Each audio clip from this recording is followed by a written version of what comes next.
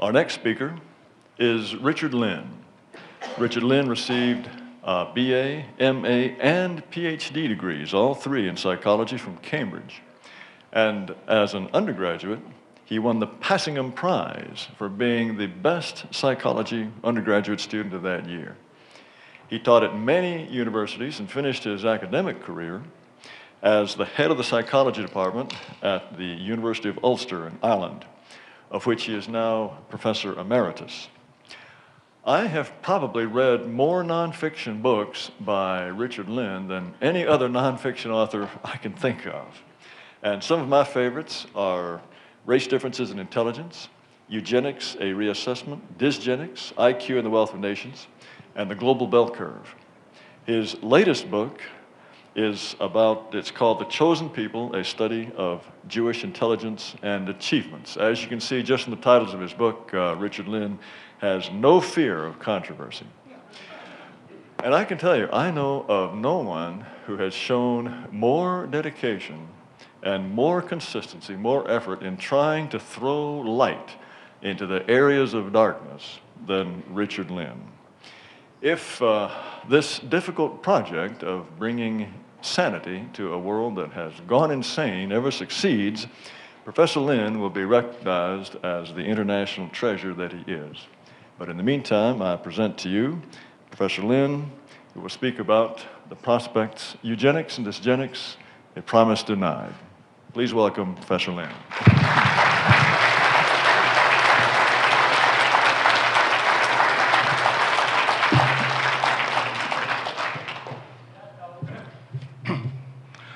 I'm sure all of you here are quite familiar with the meaning of the words dysgenics and eugenics, although I have found that among other well-informed people, although the word eugenics is quite well understood, many people are unfamiliar with the word dysgenics. The reason for this is that it very rarely appears in newspapers or in discussion. It is not even listed in the 2-volume Oxford Dictionary. And the reason it is so little known is that it is a profoundly politically incorrect concept, of which the axiom is that some people are better than others. Now, the ideas of eugenics and dysgenics were first advanced by Francis Galton in the 1860s and put out at greatest length in his book, Hereditary Genius, of 1869. And in that book, he argued that the populations of advanced countries, particularly that of Britain, of which he was, of course, a citizen, but also of other economically advanced countries, that these populations were all declining genetically in 3 respects, namely those of health, intelligence, and what he called moral character, by which he meant a strong moral sense, a sense that one should work, one should make the best of one's talents, one should be honest, one should contribute to society, and a spectrum of characteristics of that kind. As far as the dysgenics of health is concerned, he argued that the causes of the degeneration were, first of all, the relaxation and natural selection against those with poor health. These were attributable, he thought, to improvements in public health, particularly the provision of pure drinking water and efficient sanitation. And this, the effect of these was that many children survived who would previously have died. Subsequently, it has been noted that medical improvements have increased genetic deterioration for health. And these consist, firstly, of surgical interventions which have preserved the lives of those who would otherwise have died and enable them to transmit their genes to later generations. The first of these was retinoblastoma, a hereditary cancer of the eye. And an American surgeon handled this problem in the first decade of the 20th century by removing the eyes of the affected patient. This cured the cancer. It was not then able to spread to other parts of the body. Enabled the person, although now blind, to survive into adulthood and have children, thereby perpetuating the gene. And secondly, later in the 20th century, antibiotics also had a dysgenic effect. For instance, the commonest genetic disorder in European populations is cystic fibrosis. Those born with this condition used formerly to die quite early in life, in childhood or early adolescence.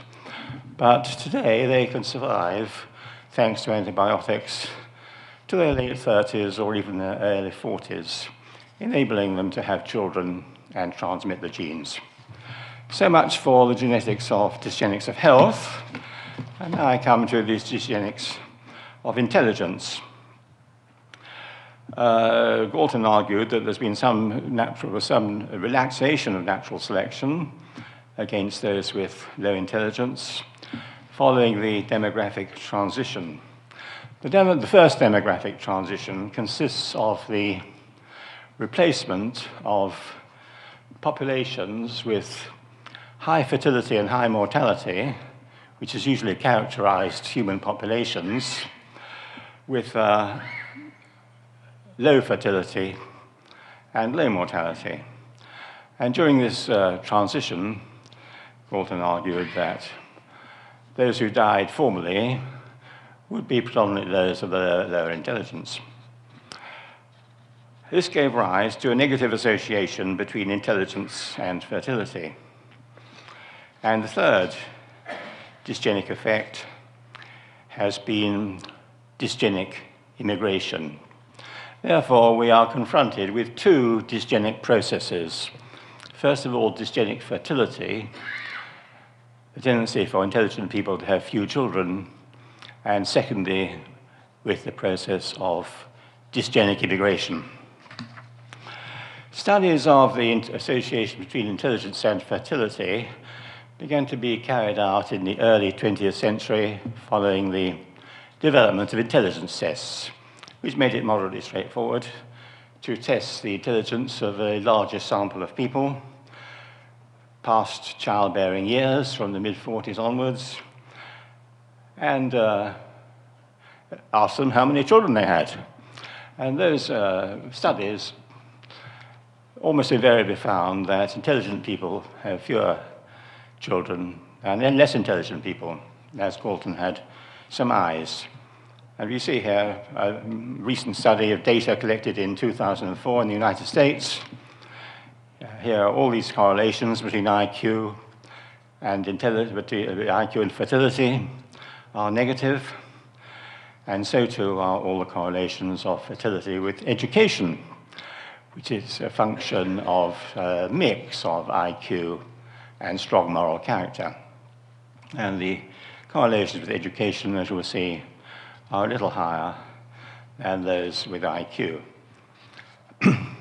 Notice here that these correlations are greater among women than in men, and greater among blacks than among whites, so that the genetic quality of the population of blacks in the United States is deteriorating more rapidly than that of whites. Here I think you'll just see that observation summarized. And here is some recent data from Great Britain, collected only a few months ago, presented as those people who have children and those people who have not had children among these 47-year-olds. You'll see that men who have children have an IQ of 102, and those without children, an IQ of 103.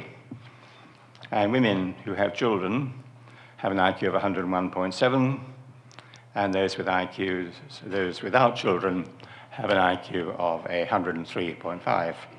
Notice here again that the dysgenic phenomenon is stronger among women than among men. Now we look at the question of how this association, this negative association of fertility and intelligence has developed. And the principal causes are set out here. First of all, there was the invention of the rubber condom in 1865, which provided the first reliable form of contraception and was, as the leading historian of the condom, Ain Collier, wrote in her or him book, his 4 years ago, in every place these, the condoms, were generally used only by the middle and upper classes, due both to expense and lack of sex education. So we conclude that once this reliable form of contraception had been invented, dysgenic fertility became inevitable. It was inevitable that people who are intelligent and with high moral character would use contraception more efficiently than those without these qualities, and hence they would have fewer children. A second factor responsible for the dysgenics of our time is the emancipation of women.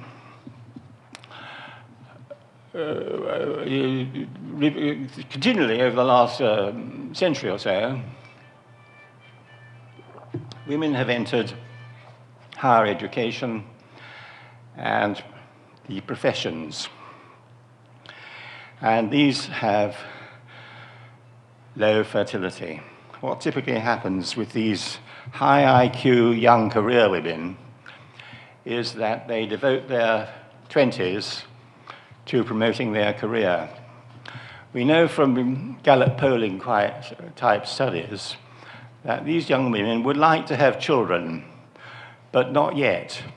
They postpone having children until into their 30s, and then they frequently find that for various reasons they are perhaps not able to find Mr. Right, or they have developed, become infertile because the fertility of women declines from their 30s onward. For various reasons, they find they are not able to have children. And so they enter the world quite frequently of IVF, which frequently is unsuccessful, and they end up childless. So we now have a situation where somewhere around a third of women graduates in their 40s are childless. And the third dysgenic force has been welfare. The growth of welfare for what may be called the underclass has grown. The generosity of welfare payments for the underclass has increased, permitting underclass young women who have low IQs and poor moral character and poor educational attainments and not much career prospects, permitting them to have children and to live on welfare. And a number of them have adopted this option. Now, the effect of dysgenic fertility has not been particularly great. It's calculated as a decline of genotypic intelligence, that is the genetic component of intelligence, of about 1 IQ point a generation. So that in itself is not a huge decline. But of course, this has persisted for some 6 generations from the 1860s, when Galton first identified it, up to the present, entailing a decline of around around 6 IQ points, which is quite an appreciable decline. This decline of genotypic intelligence has been compensated by an increase of phenotypic intelligence, known as the Flynn effect, which is that intelligence, as measured, has increased over much of the 20th century. This is due largely to improvements in health, nutrition, and possibly longer, for older age groups, education. However, this increase has now come to an end as the advantages of these environmental improvements have become